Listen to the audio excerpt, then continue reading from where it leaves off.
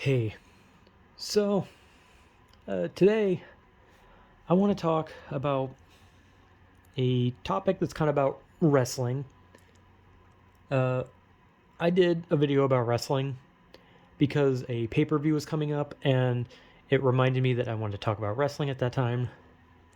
So I wanted to talk about like wrestling commentary, like, the commentators, what they do about like sitting at the desk, commenting on like the moves, the mannerisms in the ring, the showing off and shit, and then getting excited when like something big happens or when it's like a close call. Oh, that was a 2.5, almost had him. Ugh, sorry. Anyway,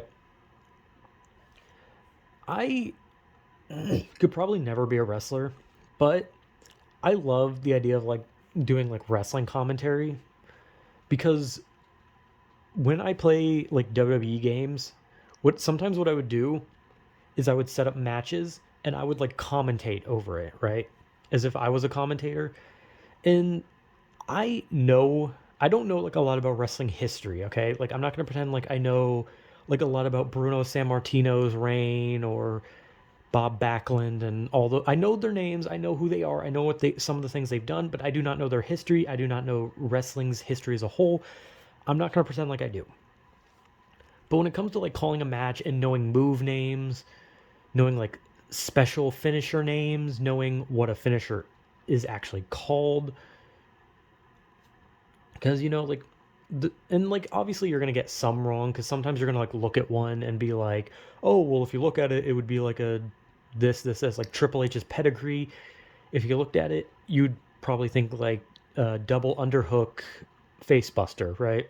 That would be like if you or someone who watches wrestling, you'd probably think double underhook facebuster, right? But at the same time, someone could be like, "Oh no, it's a butterfly facebuster," or it's a it's a double underhook kneeling face crusher. I don't know. Like you can pull out like all these like names, but like you're obviously gonna get some wrong because sometimes there's moves that are never used in any other way that gives them a name, right? Like the stunner, for example, the Stone Cold Stunner is a jawbreaker. Like that's it. It's just a jawbreaker. It's not like because like imagine if Stone Cold never called it a stunner. He just called it the jawbreaker. Because it's literally a jawbreaker where you grab them in like you're like in a position like you're gonna do a snapmare, and then you drop down on your ass and they land jaw first on your shoulder. It's a jawbreaker. The stunner is a jawbreaker, but no one calls it a jawbreaker. They call it the stunner. Because if you call it a jawbreaker, it's boring. Even though the term jawbreaker kind of sounds like painful, so it's a pretty good name. But usually they only call it a jawbreaker whenever they do that thing where they put their head to like the bottom of their jaw and then they drop down to their knees and then they call it a jawbreaker. I'm getting very technical, sorry. But like I like while I don't know a lot about wrestling history, I do know a lot about moves, wrestlers' move sets of like current wrestlers who are in the ring. So like if a wrestler does something, I'm gonna be able to commentate and be like, oh, they're doing this. I know like some wrestling terms that would be used. I know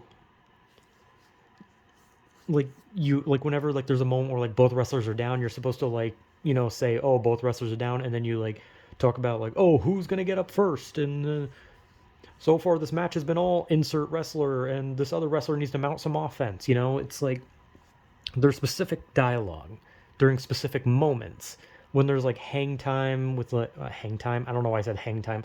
I guess like almost like wrestling equivalent to dead air, where it's where like a wrestler is like doing a side headlock on the ground as a way of like giving a moment for them to breathe type thing. And you're supposed to be like, he's got him in a side headlock now, just taunting his opponent. It's like that.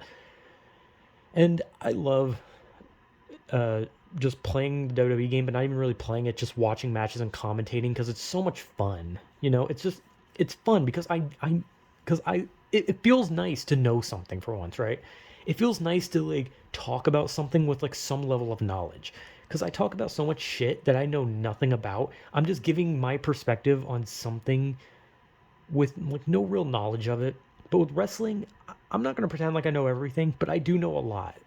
And when I watch a match, I can get almost every move correct. And obviously, sometimes you're going to like stumble and you're going to like call something not what it is. Like you're accidentally going to call like a face buster, a neck breaker on accident or something, or you're going to call a back suplex a Saito suplex when it's not a Saito, it's a back suplex. But that one's kind of confusing also because a Saito and a belly to back suplex are very similar, but I think a Saito is a belly to back. See, there's some moves that the difference between them is so minuscule. Like, for example, Hurricane Rana and a Frankensteiner, where a Hurricane Rana is where you jump up, you wrap your legs around their head, you fall back, you flip them onto their back. But a Frankensteiner looks exactly the same, but a Frankensteiner drops them on the top of their head. But because you're not supposed to drop your opponent on the top of their head because it's dangerous, they drop on their back. So the Frankensteiner looks like a Hurricane Rana in modern wrestling because you're not supposed to drop your opponent on their head. So it's kind of hard to tell the difference nowadays. And there's a lot of moves like that. There's a lot. Like, so many moves look similar to one another and are called different things. Like how, like, a hangman's neck breaker is when you hit them, when you flip them upside down while you hold their head over your shoulder and you fall into a sit position and their neck lands on your shoulder. But the difference between a hangman neck breaker and just a neck breaker is when you hold them like that, but instead you fall on your back and their head hits the canvas. Well, the hangman is where their neck hits your shoulder. And it's like, I'm getting like super technical, but this is about wrestling commentary. Like, I could literally just sit there for hours commentating on like matches in the game because it's so much fun. And a lot of commentators, they don't really talk much about a lot of moves, right? Like, they don't like go in depth with like certain moves. Like, sometimes like a specific move will happen and they won't even acknowledge it. They'll just be like, oh, a big slam from Braun Strowman or something like that. And it's like they'll do an Alabama slam and they'll just be like, oh, big move. And it's like, no, it's an Alabama slam. You can say that. It's the name. Or like they'll do like a throat chop and they'll be like, oh, a big shot. And it's like, no, they chopped him in the throat. Like, it's the move. And I don't know. Like, sometimes like with commentary can be kind of weird because like I get it. They're supposed to be somewhat entertaining while also recapping what's happening in the match. But sometimes it almost feels like they don't talk enough about the match or even like give people an idea of what a move is. Because sometimes it's fun to just like know what the move is, right? Like there's so many moves. There's suplexes and variations of suplexes. There's all sorts of different moves with like different things like, oh, American, French, German, all sorts of things. There's arm drags and arm ringers. There's super kicks, thrust kicks, big boots, bicycle kicks, bicycle knees, like bicycle thrust kick. There's cyclone kicks. There's so much. There's power slams, there's scoop power slams, there's sit out power slams, there's Michinoku drivers. Like, there's so many moves. And commentators comment on only the basic. Like, oh, super kick. Oh, big German suplex from Brock Lesnar. Oh, Superman punch. Spear. And that's it. It's only when it's like a well-known move. But the point is, and like the only move that they ever comment on sometimes is a Falcon Arrow. I don't know why. That's like, there's like all these moves, these millions of wrestling moves, and the only one that isn't a finisher that they comment on is the Falcon Arrow. And it's when Seth Rollins does it. Which, I mean, he hits a good Falcon Arrow and he does a superplex into a Falcon Arrow after that, and it's really good. But a lot of the time, like, they don't really talk about much. Like, you rarely hear them yell like brainbuster or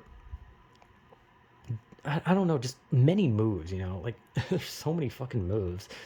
Like, I can't, like, I remember Cesaro used to have a move that was really weird, right? Where he put him into almost like a not a torture rack. Torture rack is accordion stretch. I think it's what's called. But he would have them in the accordion stretch, but he would have like one hand on their neck and then another one like between their legs, and he would slam them onto their back, and it was called the Alpamair water slide. But no one ever said that because let's be honest, it makes no fucking sense. And there's so many moves. Like I remember Cesaro used to do that move a lot, and they would never say its name, or at least I don't remember them saying its name. And sometimes they do say moves where you're like, oh shit, they said a move. And sometimes you don't see as many moves as you know. Like you never see like a standing Shiranui. You never see, um, I I don't know. There's so many fucking moves, bro. Like if I sat here going through like a list of every goddamn move, I'm gonna have an aneurysm. But like when I'm watching the matches in the game, it's like so much fun to just yell out the move like, "Oh, they're fucking doing the nipple twist." Okay, that's not a move. I just made that up. But it's like, "Oh, the running neck snap," or "Oh, the stump puller leg snap," or "Oh, he's got him in the full Nelson. He's got him in a modified camel clutch." You know, it's fun, right? And there's millions of moves. And I'm not gonna pretend like there aren't moves I don't know, because there are some moves where I'm just like, I don't know what the fuck that is. But some I do, or well, a lot I do. But I would love to do wrestling commentary. I think it'd be so much fun to just constantly just yell out the moves and be like, "Oh shit, they're doing that move," and just like lose it. Meanwhile, the other commentators just like, "Yeah, so the other day I saw that fucking Kevin Owens posted on Twitter a picture of his dog. It's pretty cool." I don't even know if he has a dog. I like Kevin Owens. He's a good wrestler. He's a great wrestler, actually.